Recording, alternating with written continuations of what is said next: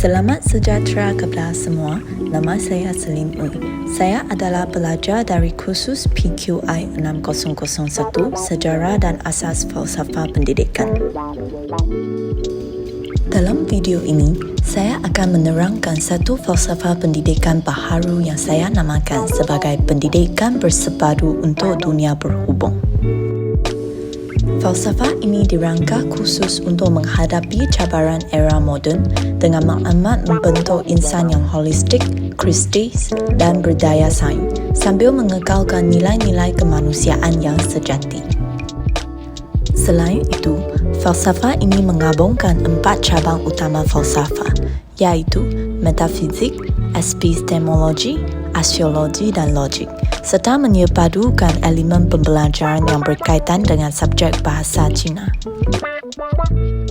Dalam cabang metafizik, falsafah ini menggariskan kepentingan memahami hubungan antara manusia, teknologi dan alam semula jadi.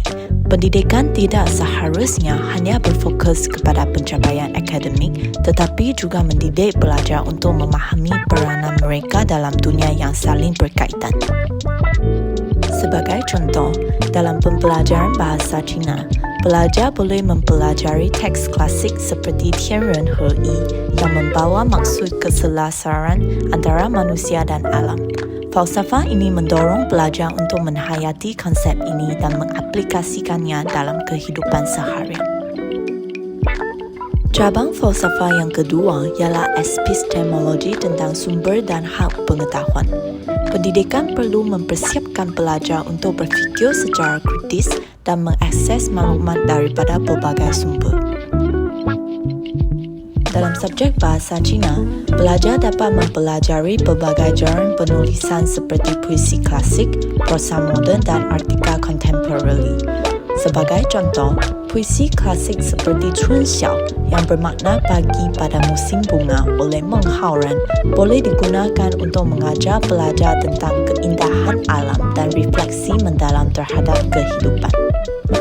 Pada masa yang sama, artikel moden boleh membantu pelajar memahami isu-isu semasa seperti teknologi dan perubahan sosial. Gabungan ini mengajar pelajar untuk menghargai pengetahuan dari masa lalu sambil bersedia untuk cabaran masa depan. Dalam aspek aksiologi, falsafah ini menekankan nilai-nilai seperti hormat, keadilan dan tanggungjawab sosial. Sebagai contoh, pembelajaran bahasa Cina sering melibatkan pekajian karya sastra yang kaya dengan pengajaran moral. Sebagai contohnya, pelajar dapat belajar dalam petikan daripada Sanzi Jing atau Lunyu oleh Confucius. Confucius dikenal sebagai seorang guru, filsuf dan ahli teori politik yang gagasannya sangat berpengaruh dalam perabadan China. Pelajar dapat memahami pentingnya nilai-nilai seperti hormat kepada ibu bapa, guru dan masyarakat. Nilai-nilai ini membantu membentuk pelajar yang bukan sahaja cemerlang secara akademik tetapi juga mempunyai akhlak yang mulia. Seterusnya ialah logik. Logik adalah asas kepada pemikiran yang rasional dan penyelesaian masalah. Dalam subjek bahasa Cina, pelajar boleh mempelajari teknik hujah dan retorik melalui analisis teks klasik seperti Zhuge Liang's Memorial yang mengalahkan perdebatan intelektual. Pendidikan ini mengajar pelajar untuk membuat keputusan berdasarkan fakta dan analisis yang kukuh, bukan semata-mata emosi atau prasangka. Falsafah ini juga mengambil kira dunia yang semakin digital. Pelajar didorong untuk menggunakan teknologi secara bijak dalam pembelajaran bahasa Cina seperti menggunakan aplikasi pembelajaran bahasa, membaca e-buku atau menulis karangan menggunakan alat digital.